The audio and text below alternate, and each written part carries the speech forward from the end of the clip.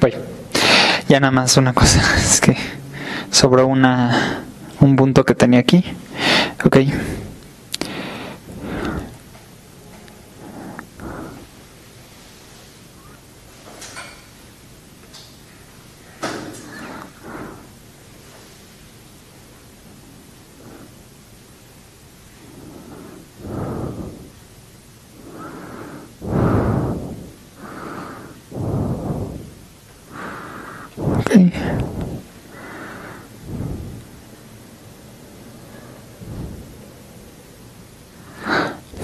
Muy bien, ahora sí. Hola. Ok, buenas tardes. Vamos a probar este medio que es dar la clase por medio de video. Y es medio extraño, pero espero que ustedes no se sientan tan extraños como yo. Pero vamos a comenzar y hoy toca el tema del evangelismo y el Espíritu Santo. Entonces, hoy vamos a estar analizando la función que tiene el Espíritu Santo en medio del evangelismo. Y vamos a comenzar orando. Señor, te pedimos por favor que en este tiempo nos permitas entender que tú eres un Dios vivo, Señor, que tú obras a través de tu palabra, que tú obras a través de la oración, pero que también el Espíritu Santo es quien hace el trabajo de convencer a las personas, Señor. Queremos entender que eres tú quien puedes traer de las tinieblas a la luz a una persona, Señor, y ayúdanos a entender quién eres y qué obra tiene el Espíritu Santo en medio de todo esto que hemos venido a conocer más. En el nombre de ti, Jesús. Amén. Ok, entonces, es de la mano, o siempre va de la mano el hablar del Espíritu Santo, después de haber analizado cuál era la función de Jesús en la tierra, porque finalmente cuando Jesús introduce o presenta al Espíritu Santo en la labor del evangelismo, lo hace explicando que vendría después de él uno igual, con las mismas características, con la misma función, alguien que iba a seguir la misma obra que Jesús había comenzado mientras él estaba en la tierra. Entonces, es importante entender cuál era la relación entre Jesús y el Espíritu Santo también. Es importante darse cuenta que Jesús dependió completamente del Espíritu Santo al estar aquí en la tierra. Jesús es Dios y Jesús añadió a su divinidad humanidad y añadió una humanidad completa, no añadió una humanidad parcial, lo cual implica que cuando Él se hizo hombre, Él fue dependiente del poder del Espíritu Santo para poder vivir la vida como Él la vivió, para poder terminar la obra que Dios le había pedido aquí en la tierra, para poder lograr ser ese segundo Adán, aquel hombre perfecto como se intencionó que fuera. Y entendemos por medio de la palabra que Dios, y más bien que Jesús, no usó el ser igual a Dios como un recurso extra para vivir de una manera diferente, usando de capacidades que ninguno de nosotros tuvo. Hebreos 4:15 nos dice que Jesucristo tuvo nuestra semejanza al enfrentarse con las diferentes tentaciones. Lo que diferencia a nosotros de Jesucristo es que Él era consciente y voluntariamente dependió del Espíritu Santo, de manera que aún en días de su máxima debilidad, Él buscó la guianza del Espíritu Santo para llevar a cabo la obra que Dios le había dado que Él hiciera. Hebreos capítulo 5, versículo del 5 al 7 dice lo siguiente: Así tampoco Cristo se glorificó a sí mismo haciéndose sumo sacerdote, sino que Él le dijo: Tú eres mi hijo, yo te he engendrado hoy. Como también dice en otro lugar: Tú eres sacerdote para siempre según el orden de Melquisedec. Dice el versículo 7: Y Cristo en los días de su carne, ofreciendo ruegos y súplicas con gran clamor y lágrimas al que podía librarle de la muerte, fue oído a causa de su temor reverente, y aunque era hijo, por lo que padeció, aprendió la obediencia. Entonces, Él fue 100% humano, Él tuvo que aprender obediencia. Y Él tuvo que aprender sumisión no solo a sus padres, sino sumisión al Espíritu Santo, ya que el Espíritu Santo es quien le daba poder para responder en acción y poder mantener su testimonio. Entonces, dice Lucas capítulo 4 del 18 al 19. El Espíritu del Señor está sobre mí, por cuanto me ha ungido para dar buenas nuevas a los pobres, me ha enviado a sanar a los quebrantados de corazón, a pregonar libertad a los cautivos y vista a los ciegos, a poner en libertad a los oprimidos, a predicar el año agradable del Señor.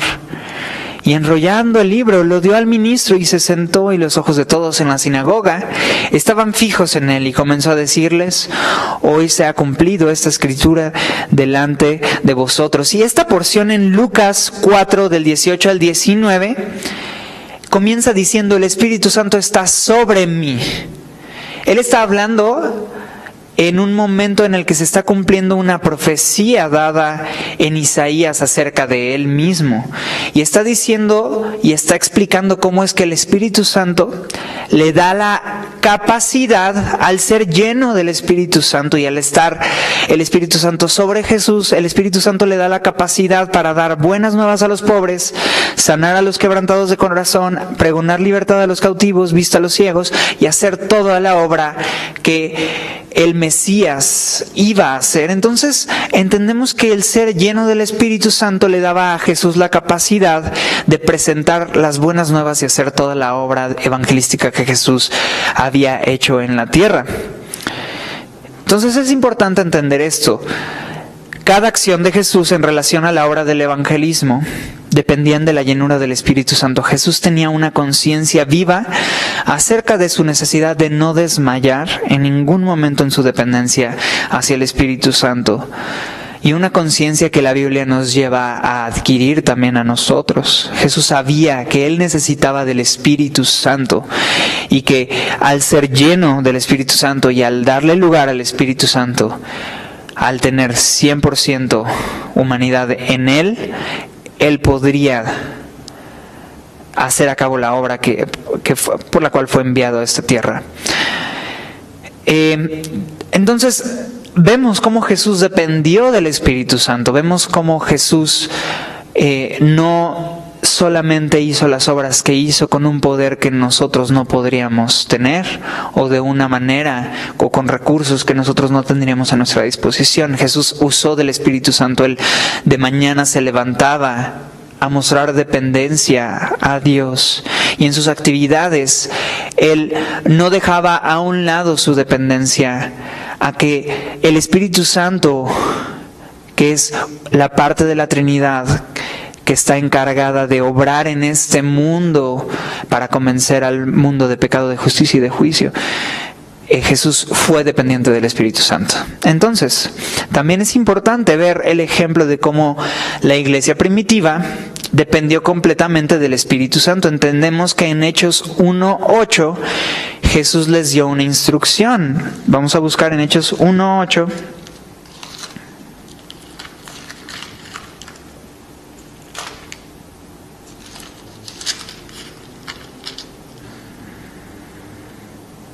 Dice: pero recibiréis poder cuando haya venido sobre vosotros el Espíritu Santo, y me seréis testigos en Jerusalén, en toda Judea, en Samaria y hasta lo último de la tierra. Aquí este versículo nos habla de una relación entre recibir el Espíritu Santo, ser llenos del Espíritu Santo, y entonces poder ser testigos. Un testigo es alguien que ha visto y ha oído algo.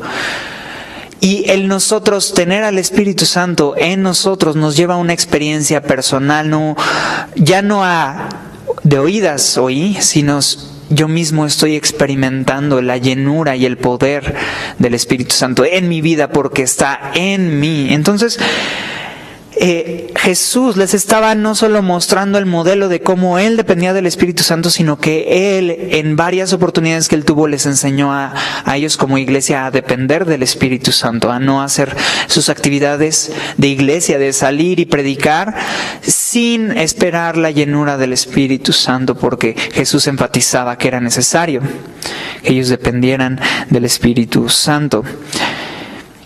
Y entonces Jesús da esta gran comisión en la cual manda a los discípulos a predicar el Evangelio a toda criatura. Y esto en realidad implica una delegación de responsabilidades, porque Jesús ya estaba haciendo esto mismo en la tierra. Sin embargo, Él no iba a cubrir todas las necesidades de su época, ni iba a sanar todas las enfermedades de su época, ni iba a poder alcanzar a hablar del Evangelio a todas las personas que había en su zona o en su época. La obra era mucha. Sin embargo, Él delega este trabajo a 12 hombres comunes y corrientes, ¿no? En su mejor momento 70 hombres, quienes habían seguido a Jesús de manera muy cercana, pero ellos eran hombres comunes y corrientes, hombres incluso que si un estratega o un mercadólogo buscara personas para llevar a cabo una expansión de un mensaje muy importante, no le delegaría esto a hombres como los que vemos en la Biblia, a los discípulos. Se lo delegaría a personas mucho más capaces, ¿no? Con mucha más habilidad o retórica o labia. Pero sin embargo se lo delegó a estos hombres pescadores, cobradores de impuestos y demás. Y Jesús sabía que ellos solitos no iban a poder.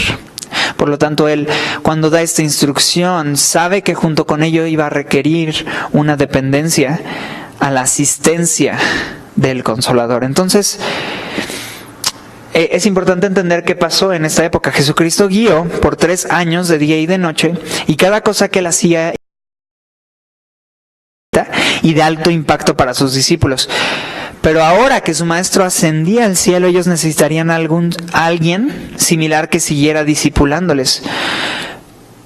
Pero incluso necesitarían a alguien de una escala mucho mayor, que tuviera un mayor alcance, porque lo que Dios iba a hacer era expandir a su iglesia a todos los rincones de la tierra. Entonces iban a necesitar gente o una gente que pudiera discipularles de una manera igual de íntima como Jesús lo hizo con sus 12 hombres, pero a una mayor escala. Y eso humanamente era imposible. Por eso Jesús decía que era necesario que Él se fuera para que llegara el Consolador. En Juan capítulo 16 habla de esto.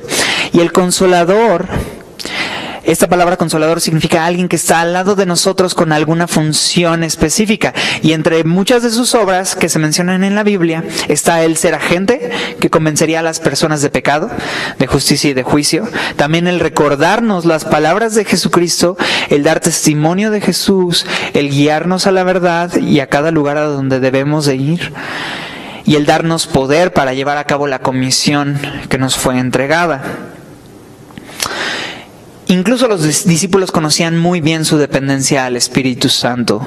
Y en Hechos es un libro en el cual podemos ver claramente la dependencia que ellos tenían. Y hay una porción en la cual Pablo, otro apóstol de Jesús, habla y demuestra claramente que Él no va conforme a su propia competencia. Él no va conforme a sus propias habilidades. Él va dependiente de que Dios le use y que Dios a través del Espíritu Santo le dirija, ¿no? Y en Efesios capítulo 6, del 19 al 20, dice así. Pablo está pidiendo oración por él mismo. Dice: y oren por mí a fin de que al abrir mi boca me sea dada palabra para dar a conocer con denuedo el misterio del Evangelio, por el cual soy embajador en cadenas, que con denuedo hable de él, cómo debo hablar. Pablo reconoce que él es totalmente dependiente de que Dios lo use. No es porque Pablo sea Pablo que él iba a poder ir y predicar y iba a ser efectivo. Ciertamente Pablo tenía mucha sabiduría y tenía mucho conocimiento, pero ese conocimiento se iba a volver innecesario. Iba a ser necesario ser lleno del Espíritu Santo. Un pasaje del libro de Agua Viva describe lo siguiente acerca del Espíritu Santo. Dice: debemos de entender que el Espíritu Santo no es un poder o alguna esencia, sino que es Dios, la tercera persona de la Trinidad. Como Dios, Él nos muestra su amor, es paciente, nos guía y debe de ser el Señor de nuestra vida. Es el agente que está obrando el día de hoy en este mundo perdido. Él pone la luz en este mundo. Él nos hace diferentes. Él pone una pasión por predicar en nuestros corazones. Él nos mueve a hablar con personas específicas que necesitan escuchar el mensaje de salvación. Él es realmente quien está encargado del evangelismo el día de hoy en el mundo. Está listo para convencer al mundo que no hay otro camino a donde podamos acudir para encontrar salvación, pues solo en el nombre de Jesús hay salvación. Dice ahí mismo, uno podría entonces pensar, ¿qué parte tiene el predicador en la obra del evangelismo si del Espíritu Santo depende el convencer a las personas y llevar a cabo el proceso de santificación en las personas? El discípulo debe predicar a tiempo y fuera de tiempo. Esto dice 2 de Timoteo 4:2. Jesús no nos puso a analizar nuestra parte y ser expertos en entender lo que nos corresponde. Nos llamó simple y llanamente a predicar. La gran comisión no se cancela, sino se exponencializa con la ayuda del Espíritu Santo. Jesucristo ha mandado y dispuesto que por medio de la predicación de la palabra, nosotros como cristianos expongamos la verdad en un mundo vendido a la mentira, pero que sigue necesitado de la verdad. El Espíritu Santo obra mientras la iglesia va predicando. No podemos desasociar ninguna de las dos. El Espíritu Santo ciertamente no necesita de la iglesia, mientras que la iglesia sí necesita del Espíritu Santo. Sin embargo, Dios en su soberanía dispuso desde antes de la fundación del mundo que haya esta conjunción del Espíritu Santo y la iglesia. Y todo esto debe ser definido de la siguiente manera. El discípulo predica y el Espíritu Santo convence y guía. Nuevamente repito, el discípulo predica y el Espíritu Santo convence y guía. Lo que explica esta sección es que no porque sea exclusivamente el Espíritu Santo quien convence al pecador de su pecado y quien justifica al pecador conforme a la justicia de Cristo. Esto no significa que yo no tengo ninguna parte en la obra del evangelismo. Al contrario, Dios habla mucho y Jesús habló mucho acerca de la necesidad de estar predicando a tiempo y fuera de tiempo. No cancela mi responsabilidad en cuanto al evangelismo. Al contrario, lo exponencializa. Me anima a saber que junto a mí está una gente capaz y listo para hacer la obra y llevar a cabo. Ahora sí que casi tomar la estafeta, la más importante parte de esta carrera, desde donde yo ya no alcanzo a llegar. Yo tengo la responsabilidad de ir a predicar, mas el Espíritu Santo va a hacer la obra de convencer. Y la palabra va a hacer la obra de mantener esa semilla de una manera útil.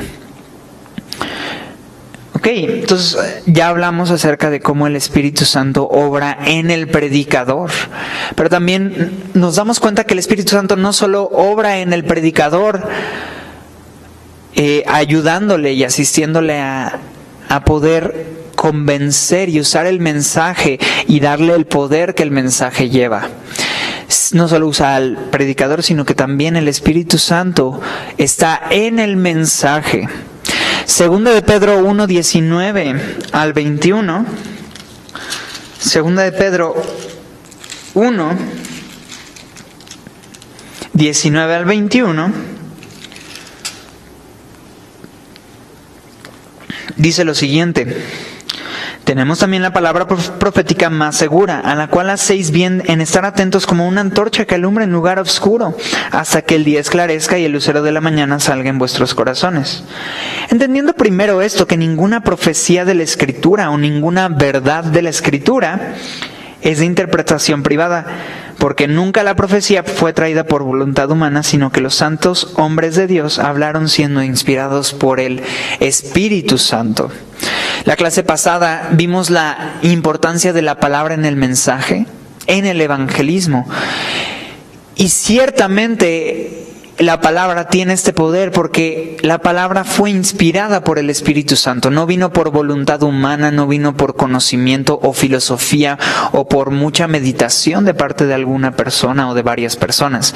Vino por parte de inspiración del Dios vivo a través de la persona del Espíritu Santo. Y entendemos claramente que la palabra está llena de poder porque el Espíritu Santo fue quien inspiró la palabra. Entonces, no solo el mensajero viene acompañado del Espíritu Santo, quien necesita del Espíritu Santo para poder llevar el mensaje, sino que el mismo mensaje, cuando se predica bíblicamente y cuando se predica el mensaje, un mensaje concentrado, sacado de las Escrituras, internamente ese mensaje está saturado del Espíritu Santo, porque el Espíritu Santo fue quien inspiró esa palabra. No, dice 2 Corintios 3:6. 2 Corintios 3:6.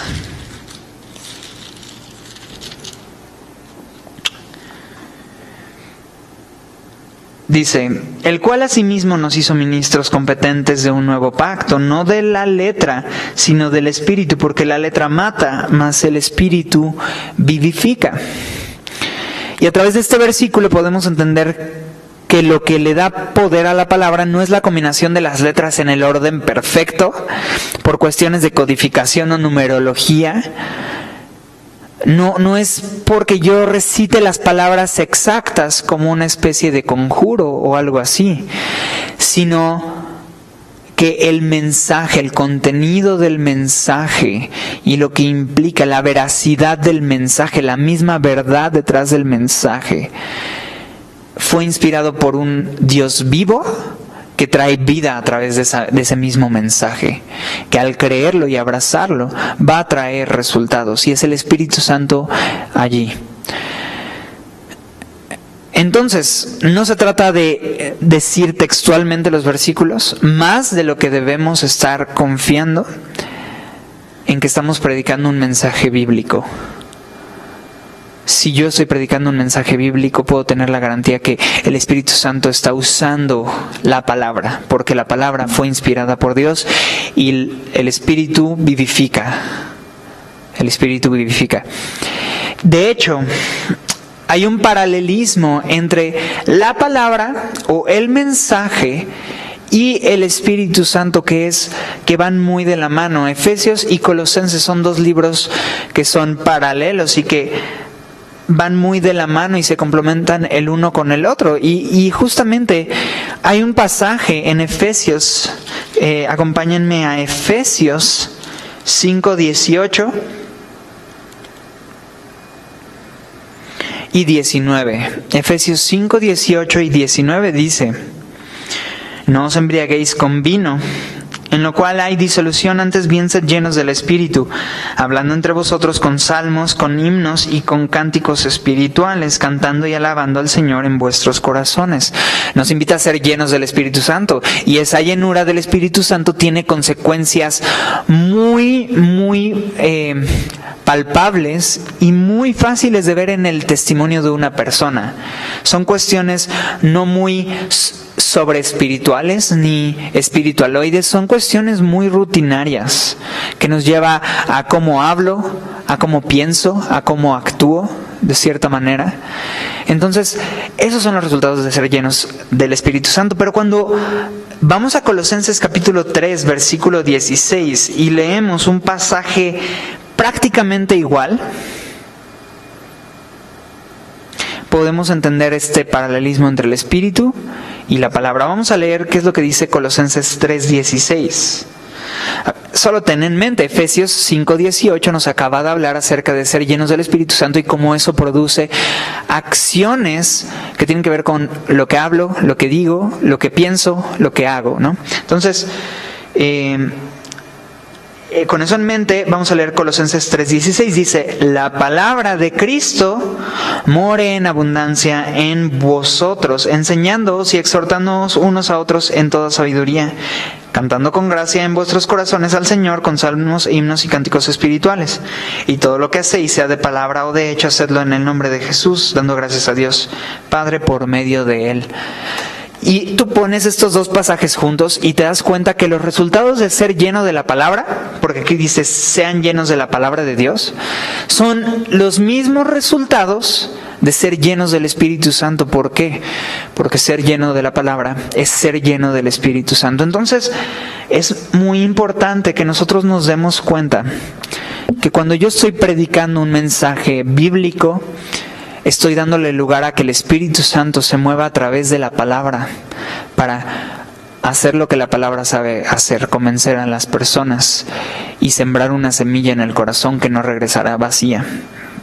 Y el Espíritu ciertamente estará allí. Entonces, tanto el mensajero necesita ser lleno del Espíritu Santo, pidiéndole llenura, como Jesús dijo, que esperaran al Espíritu Santo para que ellos recibieran poder para ser testigos. De la misma manera, nosotros necesitamos ser llenos del Espíritu Santo. Y aquí vale la pena hablar acerca de la posición del Espíritu Santo al lado del creyente y al lado del inconverso.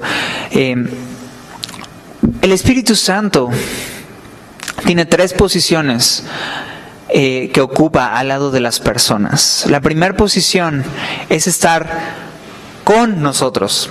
El Espíritu Santo está con nosotros. El Espíritu Santo se mueve alrededor de nosotros y el Espíritu Santo está aquí en esta tierra obrando de una manera divina y convenciendo a las personas desde afuera hacia adentro. Entonces, el Espíritu Santo obra en este mundo. Dice la Biblia que toda buena dádiva y todo don perfecto descienden de lo alto, y estoy seguro que el Espíritu Santo permite que toda buena dádiva y todo don perfecto llegue a este mundo de alguna u otra manera. Y está al lado de nosotros, convenciéndonos como este agente externo, porque ¿sabes qué? Dios ha puesto una conciencia en el ser humano, y Dios ciertamente en Romanos capítulo, me parece que el capítulo 1 habla acerca de la conciencia, cómo la conciencia nos habla y nos acusa y nos muestra que tenemos necesidad de una ayuda extra. Pero sabes, la conciencia a veces se queda limitada, porque la conciencia ciertamente es útil, pero la conciencia es fácilmente distorsionada y fácilmente manchada. La conciencia se puede comparar como una ventana, como un cristal, que puede dejar pasar cierta luz, pero después, mientras se va exponiendo a la suciedad, puede ser contaminado de manera que cada vez entra menos y menos luz, ¿no? Entonces la conciencia puede ser fácilmente manchada y puede ser fácilmente dañada, ¿no? De manera que la conciencia luego se vuelve insuficiente, y esa es la obra del Espíritu Santo. El Espíritu Santo no se contamina. El Espíritu Santo no se deja llevar por cómo el mundo se está yendo. El Espíritu Santo es un agente que mueve a otros, mas no es movido por el mundo. Mueve al mundo, mas no es movido por el mundo. Entonces el Espíritu Santo desde fuera de las personas convence y hace una obra divina en este mundo. De manera que no solo puede estar con nosotros una vez que las personas son convencidas de pecado, de justicia y de juicio. Esa persona permite que el Espíritu Santo ya no solo esté al lado de nosotros, sino dentro de nosotros, ¿no?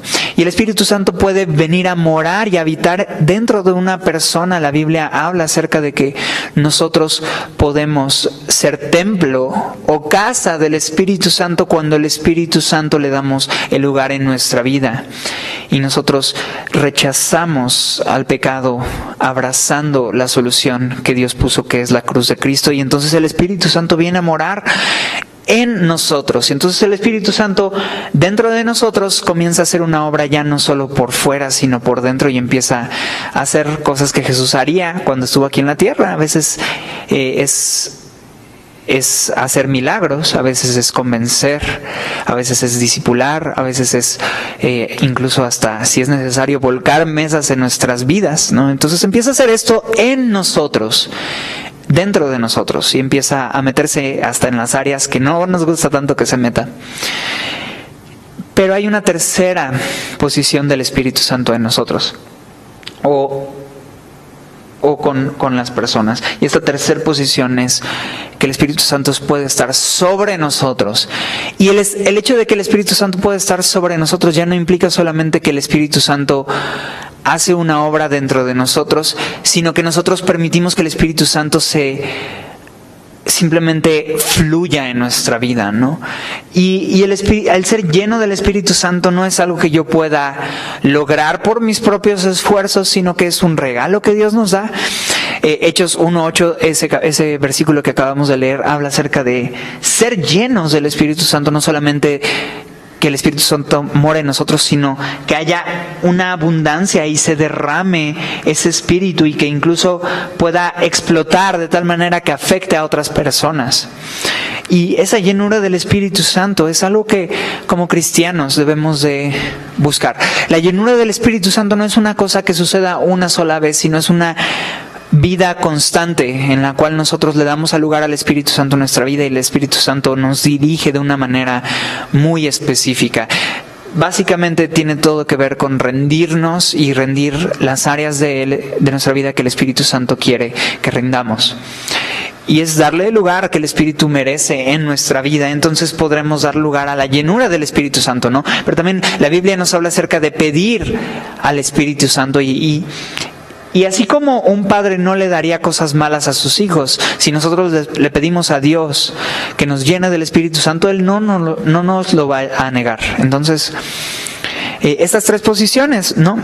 Entonces, el mensajero quiere ser lleno del Espíritu Santo. No solamente quiere tener al Espíritu Santo dentro de nosotros, sino que quiere ser lleno del Espíritu Santo, porque la llenura del Espíritu Santo nos permite, como ya leímos en Hechos 1:8, ser testigos. Y acuérdate, un testigo es aquel que ha visto y ha oído personalmente. No hay una mayor convicción. Nunca vas a hablar de algo con tanto denuedo como cuando tú mismo lo has experimentado, ¿no? Pensemos un poco en las experiencias que hemos vivido en estos últimos tiempos. Y no es lo mismo que tú y yo platiquemos acerca de historias que hemos oído a nosotros mismos haber experimentado en carne propia una tragedia como las que se están viviendo en este tiempo. Es muy distinto nada más escucharlo de lejos, saber que a alguien más le pasó, no importa si fuera cercano a nosotros mismos haberlo experimentado en carne propia. Se cuenta de una manera distinta, hay una convicción bien distinta, ¿no? Y uno tiene simplemente una mayor seguridad y convicción al respecto. Entonces, ¿queremos ser testigos efectivos? Definitivamente necesitamos pedir la llenura del Espíritu Santo para ser efectivos. Entonces, simplemente quisiera en este tiempo desglosar algunas de las obras que hablamos que el Espíritu Santo hace en nosotros. Primeramente, Juan 16:8, y te recomiendo leer pues todo el capítulo Juan 16, en donde habla mucho acerca de la obra del Espíritu Santo y cómo ese Espíritu Santo sería alguien del mismo rango, si se pudiera decir de esta manera, o con las mismas características que Jesús tuvo, ¿no? Pero Juan 16, versículo 8, describe una obra específica del Espíritu Santo. Y nos dice que el Espíritu Santo, cuando Él venga, convencerá al mundo de pecado, de justicia y de juicio. Entonces son tres cosas que el Espíritu Santo nos convence y en esta porción, desde el versículo 9 hasta el 11, va a explicar qué implica convencernos de pecado, qué implica convencernos de justicia y qué implica convencernos de juicio. Y dice de hecho aquí, versículo 9, 16:9, de pecado, por cuanto no creen en mí. Entonces esta primera cosa que el Espíritu Santo nos convence es de pecado, y tal vez ya lo has escuchado, pero es interesante darnos cuenta que no dice que nos va a convencer de pecados, a pesar de que todos hemos cometido muchos pecados, ¿no? Sino que dice de pecado, y aquí explica cuál es ese pecado principal que debe de haber un convencimiento en nuestro corazón, ¿no? Ese pecado es la incredulidad en Dios. Necesitamos que Dios abra nuestros ojos para darnos cuenta que somos pecadores y que nuestro pecado más grande es darle la espalda a Dios e ignorarlo. Eso básicamente genera todas las demás consecuencias naturales. Cada vez que yo dejo a un lado a Dios, abrazo entonces mi carne, y entonces vienen como consecuencia todas las demás los demás pecados que hay en nuestra vida. El principal pecado es ignorar a Dios, y nosotros estamos en una enemistad, y el Espíritu Santo convence al mundo de pecado, pero no solo de pecado, también dice el versículo 10, de justicia, por cuanto voy al Padre y no me veréis más. Nos convence de justicia porque el Evangelio es el único mensaje que nos muestra a alguien que venció y cumplió lo que ninguno de nosotros pudimos haber cumplido, la justicia perfecta. Jesús a su vez nos regala el vestirnos de su justicia como si fuera nuestra. Y es necesario que el Espíritu Santo nos convenza de justicia porque necesitamos sabernos justificados, porque ciertamente todos hemos pecado y ciertamente todos podríamos vivir con esa conciencia de la gravedad de lo que hemos hecho, pero al Jesús entregarnos esta justicia y al nosotros recibirla y entenderla y conocerla, podemos entonces vivir en una libertad distinta a la que vivíamos antes. Antes vivíamos condenados, ahora con la justicia de Cristo podemos vivir confiados y en libertad. Pero también nos convence de una tercera cosa, el versículo 11 dice, y de juicio por cuanto el príncipe de este mundo ya ha sido juzgado. Y entonces nos convence de juicio porque debemos también entender que aquello que nos asedia y no nos permite caminar con libertad, nuestro pecado, el mundo y Satanás, y a veces Sabanás también, ya fueron juzgados en la cruz.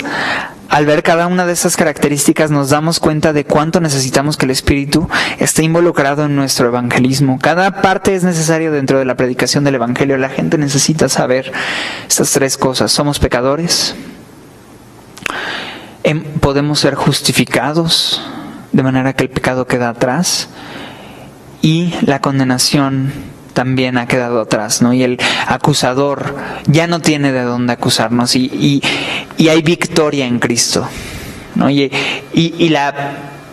Ahora sí que la guerra ya ha sido ganada, ¿no?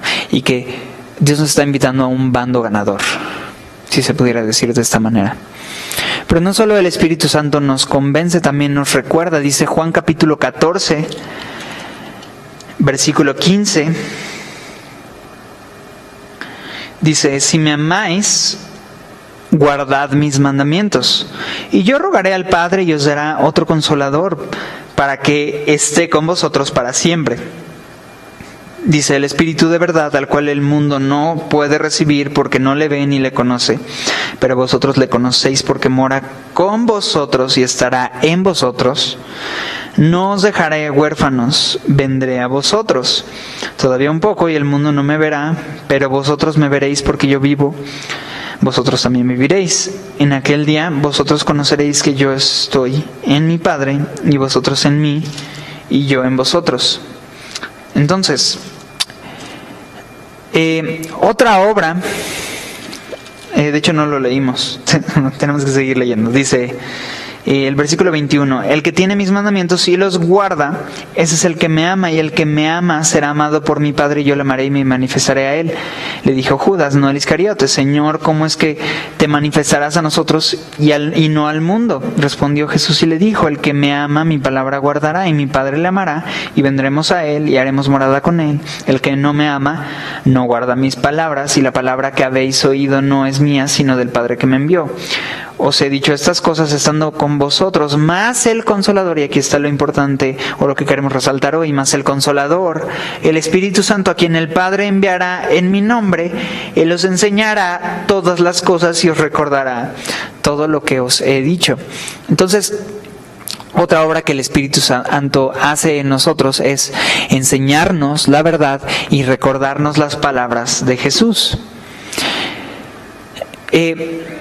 Para Jesús era muy importante que los discípulos guardaran cada una de las instrucciones que les había dado, y para ello no solo iban a depender de su buena memoria o mala memoria, sino que también dependerían del Espíritu Santo, quien no dejaría que las enseñanzas importantes quedaran a un lado, de manera que ellos también a su vez iban a pasar eso a las siguientes generaciones y así sucesivamente. El Espíritu Santo nos enseña la verdad, y no solo nos enseña la verdad a través de su palabra, nos permite en momentos importantes recordar esas palabras. Y en el evangelismo esto es básico, necesitamos saber que el Espíritu Santo nos va a recordar las palabras que necesitamos recordar. Necesitamos ser llenos de la palabra, y eventualmente, si nosotros hemos estado expuestos a la palabra, sé que el Espíritu Santo va a poner las palabras dentro de su mensaje correctas, que van a ser útiles en ese momento. Entonces, nos enseña, nos recuerda.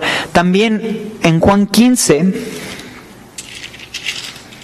26 al 27, Juan 15, 26 al 27 dice: cuando venga el Consolador, a quien yo os enviaré del Padre, el Espíritu de verdad, el cual procede del Padre, Él dará testimonio acerca de mí, y vosotros daréis testimonio también, porque habéis estado conmigo desde el principio. El Espíritu Santo tiene la función de dar testimonio acerca de Jesús. Ese es el punto principal del evangelismo: dar a conocer a Jesucristo, lo que ha actuado en mi vida personal. Es dar testimonio, hablar de lo que yo he visto y he oído acerca de Jesús de manera personal, no solo de oídas. El Espíritu no da testimonio de sí mismo, sino que su testimonio va a la obra de Jesucristo que se centra en la cruz. Entonces, el Espíritu Santo obra para poder recordarnos quién es Jesús, ¿no? Y tú lo has visto en tu propia vida. Tú has visto cómo necesitas recordar lo que Jesús ha hecho en la cruz. Y si has podido recordar esto, es porque el Espíritu Santo te ha traído esta convicción de recordar y dar testimonio de lo que Jesús ha hecho. Y en el evangelismo sucede lo mismo. De esta manera nos dará la capacidad de dar testimonio de nuestra propia experiencia con Jesús. La gente buscará mil y una maneras de refutar la existencia de Dios, pero ¿sabes qué? Nuestro testimonio no se puede refutar. Nadie puede negar lo que Dios ha hecho en mi vida, ¿no?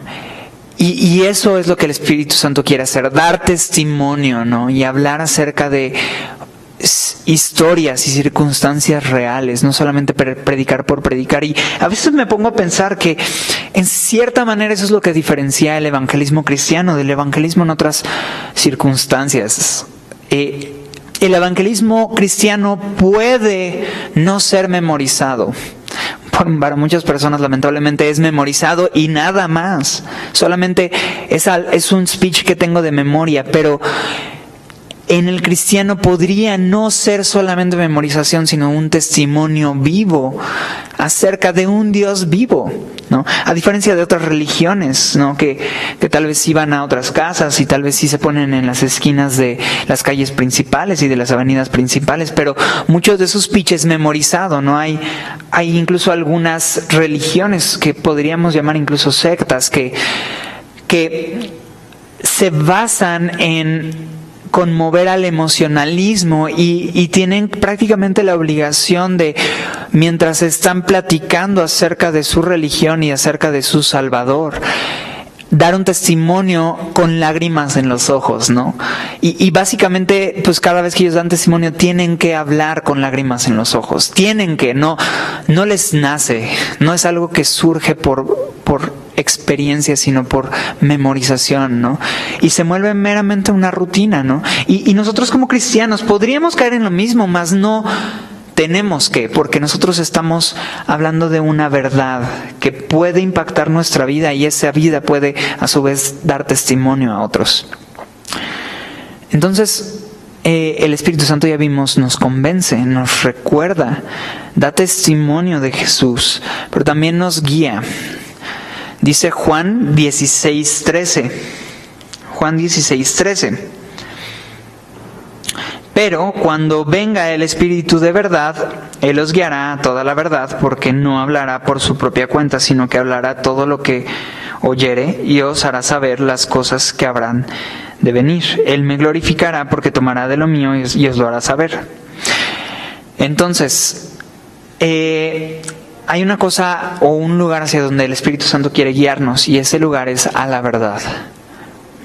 Tú y yo entendemos que la verdad no es subjetiva. Tú y yo entendemos que la verdad no depende de lo que cada uno piensa. La verdad es única, la verdad es objetiva. La verdad no da lugar a otras medias verdades. Solo existe una verdad absoluta, ¿no? Y cuando se trata de la verdad que sostiene el universo, no pueden haber verdades opuestas, dos verdades opuestas que sigan siendo verdad entre sí mismas, ¿no? Es una verdad y una realidad y una ley de lógica. No pueden haber punto A y punto B, punto A y punto B se oponen y decir que punto A y punto B son dos verdades al mismo tiempo, cuando una en realidad se opone a la otra. O una es verdad o la otra es verdad, pero no pueden haber dos verdades que se oponen y que sigan siendo verdad. Entonces, el Espíritu Santo quiere convencernos y llevarnos a toda verdad, ¿no? Y yo creo que tú lo has podido experimentar en tu vida. Y algo interesante es que la verdad no se encuentra en un libro de texto, la verdad no se encuentra en las mentes de las personas, la verdad no se encuentra en la filosofía ni en la meditación. La verdad es una persona y se llama Jesucristo. Por eso cuando Jesús dice que los guiará a toda verdad en esta porción, dice que Él le glorificará porque tomará de lo suyo, es decir, el Espíritu Santo va a llevar a la verdad más grande que pueda haber. ¿Y cuál es la verdad más grande que pueda haber? Pues la verdad más grande que pueda haber no es una filosofía, sino que es una persona. Entonces, el Espíritu Santo cuando nos lleva a la verdad, nos lleva a Jesús, ¿no? Y por esto la necesidad de predicar, porque no hay tal cosa como una verdad relativa. Hay un bonche de mentiras que buscan dispersar nuestra distracción al único camino a la vida eterna. Pero es el Espíritu Santo quien va a guiar la verdad. Y sabes que te vas a encontrar con personas necias, pero es eso, es necedad, es gente que no quiere abrazar la verdad. Dice el Salmo, el necio dice en su corazón, no hay Dios. Pero no te frustres, Dios les puede guiar a la verdad, ¿no? Hay mucha gente aquí que éramos necios y Dios nos guió a la verdad, ¿no? Dios nos guió a la verdad y a pesar de nuestro corazón duro y la gran necedad que traíamos, el Espíritu Santo obró para guiarnos a esa verdad. Y por último, ya lo vimos, Hechos 1:8. Sin el Espíritu Santo no podríamos tener poder en medio de todas nuestras actividades. Toda esta comisión, como ya habíamos hablado, sería una obra imposible para la Iglesia si solamente dependiera del esfuerzo humano y del sufrimiento mostrado por los cristianos para ir hasta el fin del mundo contra toda la adversidad. Necesitamos el poder del Espíritu Santo y que podamos tener el denuedo que tuvo Pedro para pararse en donde sea necesario pararnos para predicar el Evangelio sin temor y confianza de que Dios quiere salvar y el terreno está listo para salvar. En momentos como los que estamos viviendo, es muy importante entender que nosotros no vamos a obrar o a sobreponernos a lo que el Espíritu Santo ya está haciendo. El Espíritu Santo se está moviendo. Nosotros queremos obrar de 1001 maneras, pero es importante saber que... me están distrayendo. Es importante saber que... podríamos hacer toda la ayuda humanitaria, toda la obra social, pero nuestra obra social y nuestra ayuda humanitaria tiene un objetivo principal, que es predicar el Evangelio, y el Evangelio sin el Espíritu Santo no tiene esa efectividad. Pero ya que el Evangelio se basa en una palabra que fue inspirada por el Espíritu Santo, podemos confiar que el Evangelio tiene poder, ¿no? Pero también nosotros debemos de pedirle al Espíritu Santo que nos llene de su Espíritu, de Él mismo, para poder ser testigos a un mundo que no quiere más speeches memorizados, que no quiere más personas mecanizadas y como robots, hablando de algo que no han podido experimentar en carne propia. La gente está desesperada por ver gente que ha vivido la verdad, que ha sido transformada por la verdad, que ha sido convencida por la verdad, que ha sido cautivada por la verdad. No solamente que ha escuchado de la verdad, sino que ha sido abrumado y sobrellevado por la verdad. Y la verdad es Jesús. Entonces, en estos tiempos necesitamos también entender que el Espíritu Santo se está moviendo sin nosotros, pero quiere usarnos a nosotros. Como leíamos o como decíamos hace rato, el hecho de que el Espíritu Santo convenza no nulifica o no anula la responsabilidad que tú y yo tenemos de ir y predicar, sino al contrario lo exponencializa, porque nos convierte en colaboradores en el Evangelio junto con el Espíritu Santo para traer luz a este mundo. Entonces, lo que tenemos que hacer es confiar en el Espíritu Santo, ¿no? Vamos a orar. Señor Jesús, este mundo, este tiempo, Señor, este México, Señor, que tenemos y que experimentamos hoy, es como tú ya lo habías orado y ya lo habías hablado con tus discípulos, y como habíamos estudiado la última clase, Señor, la mies es mucha, pero los obreros son pocos, Señor. Te pedimos, por favor, que convenzas a esta clase, Señor, de que tú quieres llamarnos a cada uno de nosotros y usarnos efectivamente, Señor, pero no ir solos, Señor. No queremos ir solos, queremos ir acompañados de tu Espíritu Santo. Y queremos ir acompañados y con convicción de que la palabra que estamos presentando en sí misma trae poder porque fue inspirada por tu Espíritu Santo, Señor. Queremos confiar en ello, Señor, y saber que tú vas a hacer tu obra en esto. En el nombre de tu Hijo Jesús. Amén.